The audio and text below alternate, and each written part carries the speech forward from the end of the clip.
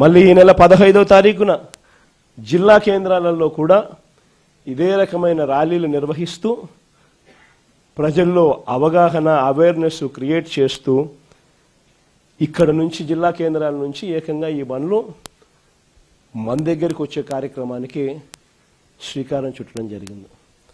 దాని తర్వాత ఈరోజు మీ అందరి సమక్షంలో మళ్ళీ మనం ఇక్కడ నుంచి బండ్లను గవర్నర్ గారి దగ్గరికి పంపించడం, ఆయనకు చూపించడం కొరకు పంపించడం రెండూ చేస్తున్నాం.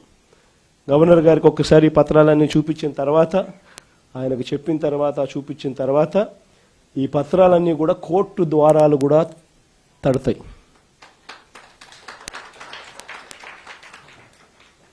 కోటి 4 లక్షల సంతకాలు చేసిన ఈ డాక్యుమెంట్స్ అన్నీ కూడా భద్రంగా కోర్టు ద్వారాలు కూడా తడతాయి. కోర్టులో కూడా పిటిషన్ వేస్తాం. 1,04,00,000 సంతకాలు రెడీగా ఉన్నాయి.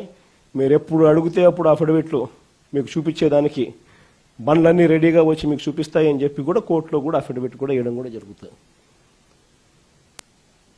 ఇంతటితోనే చంద్రబాబు నాయుడు జ్ఞానోదయం వస్తుందని నేను అనుకోవడంలో, ఎందుకంటే కొంచెం చర్మం అందం కాబట్టి ఇంతటితో కూడా వస్తుందని నేను అనుకోవడంలో. ఎందుకంటే మామూలుగా మీకు గుర్తుండే ఉంటుంది, పూర్వం మనం ఎప్పుడో నేను చిన్నప్పుడు జనార్దన్ రెడ్డి గారు ప్రైవేట్ మెడికల్ కాలేజ్ ఇచ్చినారు అని చెప్పి ఏకంగా ముఖ్యమంత్రి పదవి నుంచి ఆయన రాజీనామా చేయాల్సి వచ్చింది.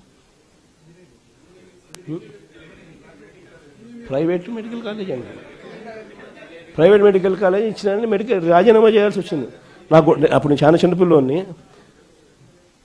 అప్పుడే నేను అనుకుంటా ఉంటే ఒక ప్రైవేట్ ఒక కాలేజు, ఈరోజు ఈయనకు సిగ్గు లేదు, ఇంకొకటి లేదు, ఏకంగా లెఫ్ట్ రైట్ సెంటర్ గవర్నమెంట్ ఆస్తులను నేను ఇచ్చేస్తున్నాను అని చెప్పి స్కాములు చేయడానికి ఏమాత్రం వెనకడుగు వేయడంలా.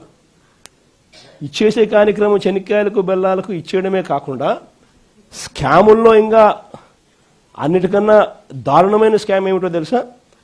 నువ్వు ప్రైవేట్ వాళ్ళకి కాలేజీలు ఇచ్చేసిన తర్వాత ఆ ప్రైవేట్ కాలేజీలు వాళ్ళు ప్రైవేట్ కాలేజీలు ఇది నడిపేటప్పుడు వాళ్ళ జీతాలు నువ్వు ఇస్తావంట. అది ఇంకా పెద్ద స్కాము.